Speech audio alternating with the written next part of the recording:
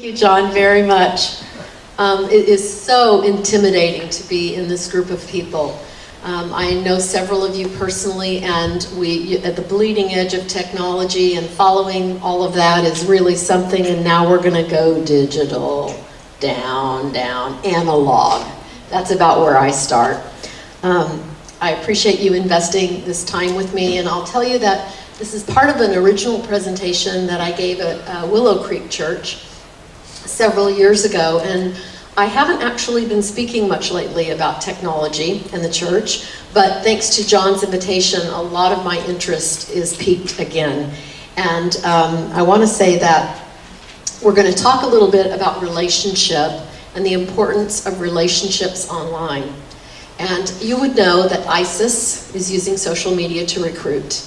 And the way they're doing that is very particular. I don't know if you've studied it, but it involves tapping someone's inherent need, and then meeting that need, and then parlaying that into a relationship, and then parlaying that into something greater.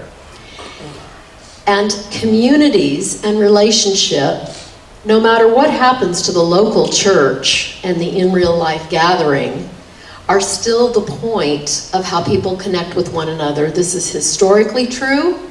It will be true in the future. We don't know exactly what it will look like because there are so many things that are augmenting our relationships and our realities. But we do know that connecting with one another is the important thing. And as has been talked about, we have had a very predictable digital migration. John alluded to the pathway that is now really the primary or growing, increasingly becoming the primary way that people are exposed to every kind of business and industry, which back in the day when I started speaking to conferences, my big plea was to the church to please fix your website because people are going there before they come to your building. The virtual and in real life convergence that we've seen, which has been discussed here in depth, how permeated our culture is with the digital world, that now those who've resisted it, the Luddites, my mother, she's 84, she doesn't have the internet, and she is now almost virtually displaced from normal society in Southern California because getting a driver's license, doing all of the basic, finding a doctor, doing all of the basic functions that we need to do to perform our everyday life are increasingly digital. And with the plethora of new applications, having your groceries delivered to you via the web, et cetera, farther and farther distanced from the digital world. So we knew this was coming. We didn't know exactly what it would look like, but to John's point, we knew there's no stopping it. So paying close attention to what was going on in the church is very important to me. My husband and I were Foursquare pastors for 25 years. We love Foursquare. This is our family denomination. And to our great shock, we are currently attending an Anglican church that the Lord has planted us in Santa Monica. And I want to tell you a little bit about our background because I hope it underscores the move from analog thinking to digital thinking. My husband was a missions pastor for 15 years, working in Foursquare throughout the Eastern Bloc countries. And, you know, in my mind, I'd go to sleep every night thinking he's throwing Bibles out of Aeroflot, you know, an airplane with no doors in Russia. And his heart is missionary minded. And during the course of his time in ministry and missions, I stayed home and raised our children and kind of felt second class. I didn't really have a missionary heart. I didn't really have anyone who was my ministry calling other than my children and our church. And our church was probably about 150 people at this time, the church we were pastoring. And the story that I want to tell you involves my sister. She's a single woman, always been a devoted and devout Christian, and felt that the Lord was asking her to adopt a baby from China. And in China, as you know, there's a one-child policy. If you have a girl, you let go of her one way or the other and try again for a boy. And so my sister started the process of adoption as a single mother. And it was noteworthy to me that she put up a blog, and that was back when we all thought blogs were funny. What is that? And hundreds of people started visiting her blog, all of them people hoping to adopt in China. And during the course of about 24 months, many things happened in her personal life, including that she was diagnosed with cancer in her face. And the blog went crazy.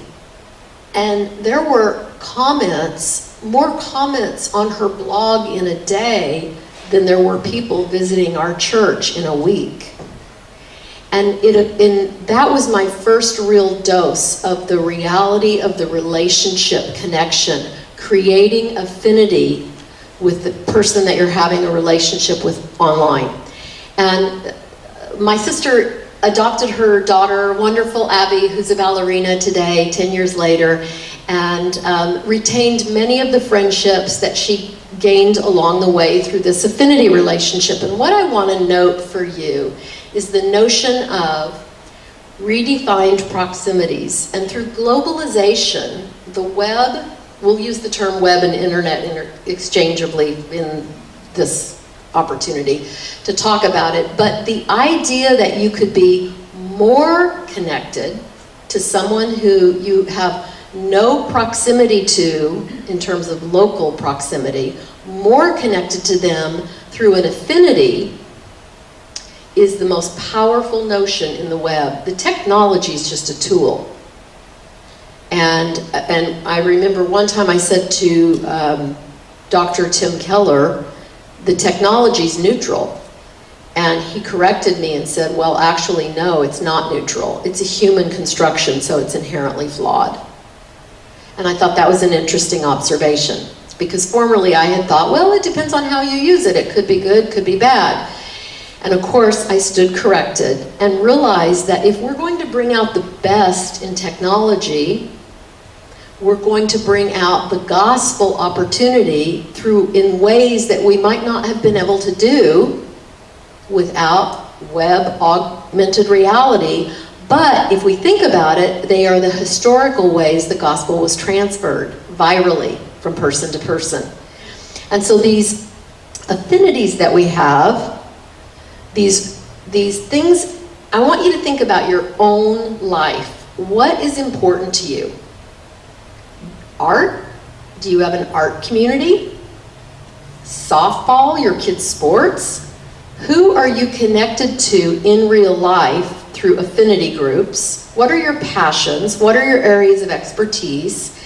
And how could they play out online? Because I'll tell you, anything you can think of that you are gifted at or talented at or skilled at, there's a whole community of people online experiencing connectivity over that topic, and they don't know the Lord, and they don't have the gospel. And if we really want to get into it, millennials and the generation following them are one of the most, in my humble opinion, unreached groups we could imagine. They're almost at a disadvantage of someone who's never heard the name of Jesus Christ, because all they have heard is a bent and broken form of what would have been the gospel. So, I wanted to alert us to 3 things that don't work online, so that as we kind of think at the most rudimentary and fundamental way about these technologies we could be using, what are the no-nos? What are the caveats? What are the warnings? What are the don't-dos? And this is one of them. Because broadcast mode is gone.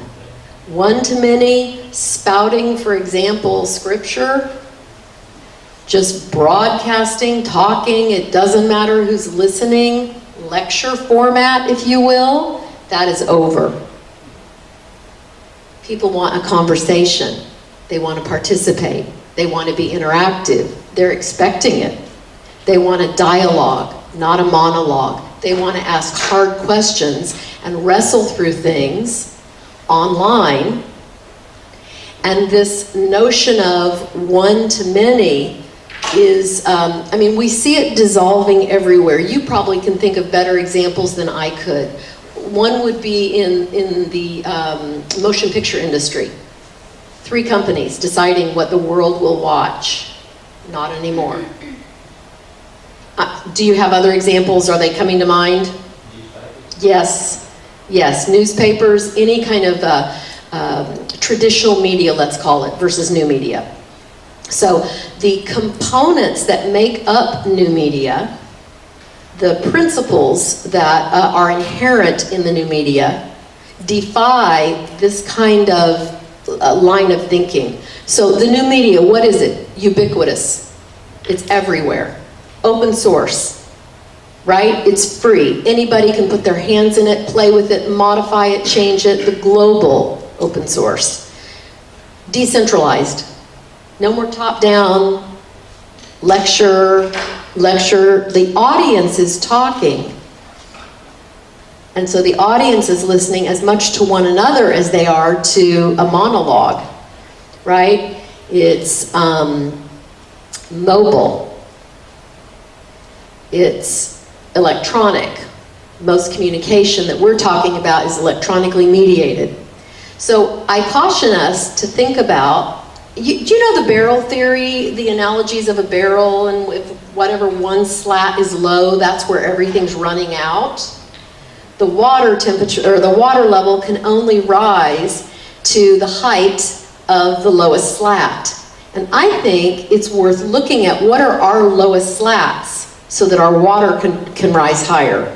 And in looking at unreached people groups, and I can only speak to the United States right now, we have to look at where is everything draining out. One of the things that we know, being that we're in Southern California and from the United States of America, is that the political circus has taken loads of American attention, and particularly millennial attention. And all of that attention has us off the key thing, which is the gospel. So intuitively, millennials can smell clickbait.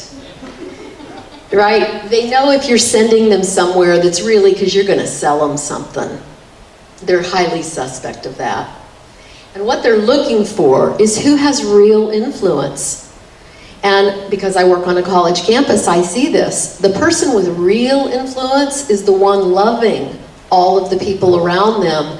And whatever they believe in is somewhat secondary. And this is very challenging to us, and it is certainly challenging to the traditional church. Because the question is nobody listening? And what we want to do is have people listen. We have the good news, so we want to create opportunities where that could be shared, where the gospel could be shared virally. And so we have to think more about our models and operate in a more holistic, conversational, interactive, participatory way. It's going to force us to be in close proximity with people who don't believe exactly what we believe, just the exact way we believe it. And so in that term, in that regard, you could consider someone very close to you online, let's say on your Facebook feed, an unreached people group. This model is actually an Old Testament model, prophets, kings, etc. And this model, just so you're not afraid of it, is quite a New Testament model. And the priesthood of every believer, and we are the conduits of the kingdom, and we can create an opportunity to spread the gospel that does not negate that we follow Jesus, but speaks, to Francis Schaeffer's point, speaks in a language that is now the vernacular of the day, which is conversational and participatory. And if we're actually confident in our faith, we're not afraid of the kinds of questions that arise when we're talking to people that don't believe exactly what we believe. Am I making sense? Okay. Another caveat, a warning, is to be disassociated.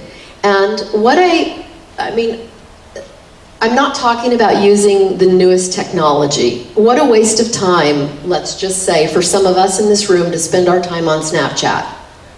We don't have to use every bell and whistle and etc. What we do need to do is pay attention to this modeling business and decide, well, what is my sphere of influence online? Because whatever it is, I can be more strategic about it, that's for sure. And I don't need to battle it out with someone on Facebook, you know, over a controversial issue. I can simply message them and say, let's talk. And increasingly, we are toggling between, are our real neighbors in real life our neighbors, or are our real neighbors the ones online? And I remember back when I was spending more time online, I've always had a predisposition for the web, and I do have a degree in the diffusion of new media technologies. And I met DJ Chong. And we were friends online and friends at conferences, and he and I have very similar passions, and like many of you in this room, I look up to and respect the ministry of. And meeting in real life was somewhat secondary. And that caused us to be, we've spoken together at many conferences, and I was remembering one in particular. I didn't know I was going to run into you today, so it's a treat. But I was remembering we were having a conversation at a large conference at Biola, and we were arguing over, can someone get baptized online? And literally half the room split down the middle. And this group said, that's not, no. And we're like, well, what happens? Because you're in the hospital, and they want to get baptized, and they want their family there, and that means we have to have a laptop, because their family lives all over, and is that a baptism? And so we've come far in terms of understanding what's going on online, but we need to pay attention to these warnings or we won't be using it well. So being disassociated means just like, I'm not going to participate. Yes, I have a Facebook page, and yes, it has 42 people on it, or 420 people on it, or 4,200 people on it. But I'm not going to be strategic about that at all. These are just people I've collected. And it reminds me of the fact that we can grossly misunderstand the future we have at hand. And look at this quote. So they really thought the telephone would be of no use. They thought that about the light bulb too. And that's often what happens when people look at social media and write it off. And we know that biblically, if we want to influence culture, influence what's around us rather than have it influence us, we should be astutely paying attention to the times. The last thing I want to share with you that is also a warning is the notion of wanting around you only people who are just like you. And if you've ever been at an Ingrown Church, you know what I'm talking about. So don't sit in my seat, because that's my seat. Otherwise, but I am ready to lay my life down for the gospel, but don't sit in my seat. Right? And gosh, I'll do anything for the Lord, but gosh, the service, it ran so long. You know, and I got to get to the grocery. So our challenge, our real life challenges are right there online. Do you really want to be around someone and talk to someone and invest with someone who's not anything like you? And by the way, when you see this image, are the goldfish the Christians? And what's the green? Or is the green the Christian? And so I'd like us to be thinking thoughtfully and introspectively and with a heart for, Lord, what are you saying to me? You know, believe me, the Lord is saying things to us that we wouldn't have expected. Like, go to this other church. Are you sure? Or in our case, take secular jobs. Why? We don't want to do that. We're called to missions. Don't worry, I'll use you.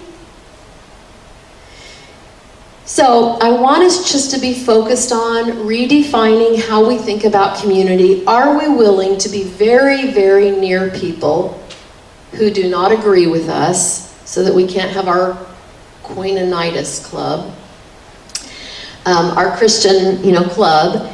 And I want us to think about, what will it cost us online, digitally, to be in proximity with people that we are called to bring the gospel to? We have an opportunity, because we're digitally connected, to do so. And if we get out of broadcasting mode, where we're doing more listening than talking, we might be able to elevate our influence. And so in conclusion, I just want to go through, this is the backdrop of some of the studies that I did 4 or 5 years ago, when we thought, what will it look like? This was before Facebook. What will it look like? What will the media look like? And we know that it is many of these things and more. I would add open source to this list. This is very rudimentary back in the day, but how true it has become. Actually, this might be from 6 or 7 years ago, and how communities are changing, and how that is forcing us as Christian leaders to change. I mean, it's just, you're completely out of step if you're not in more of these modalities, because the impact of the internet has so transformed our thinking, and millennials don't know otherwise. So a lecture is the most painful thing they could possibly think of enduring. And of course, our churches have changed in many ways. And as I said, although this is an older list, these are our challenges. And when John asked me to do this, when John wrote me and asked if I would participate, it's very intimidating to someone who can use 5-syllable words. So I said, yes, that's all I said, because I didn't want to trip over myself. But I'm so happy and delighted that there is a band of people who would be willing to look at what we could do, because I believe we're unboundaried in our opportunity here. And without getting enamored with the technology, I can say, just to parallel what I've already heard this morning, what is up ahead makes what has happened so far so minute. And we're talking about, the fact that we even have our phones in our hands, it's very archaic. When we're into wearables and everything is smart, the Internet of Things, and you walk on the floor and it feeds you the ad, and we can tell what temperature a person is because their clothing says, and all of these things that are up in the future of the technology. The connectivity, the ubiquity, the fact that we won't be able to separate ourselves, and the artificial reality, and those who are pushing the envelope, with Elon Musk saying, we're going to Mars, and Stephen Hawking saying we're going to many other planets, and we are challenged. What happened to our little Christianity that was so comfortable? And there are many groups we have not reached. And there are many groups that we feel were reached, but actually, if you talk to them about the gospel, they cannot quote you the basic facts of Christianity. They're confused about salvation. They're confused about what happens after you die. They're confused about many things because the gospel hasn't permeated that generation, and they're absolutely steeped in the web. So, it sounded so far-fetched 5 years ago that first graders would have phones. And my sister's a school teacher, and they've all got phones. And it's not considered a risk. It's considered a risk if they don't have a phone, because that's the leash. I know where they are at all times. So I offer just these observations to you from a very analog perspective. I can't even figure out how to turn on my Apple TV. And in a room like this of cyber geek geniuses, it's awkward to do so, but I hope that we can look at our weak spots so that our water level can rise. Thanks, Cynthia.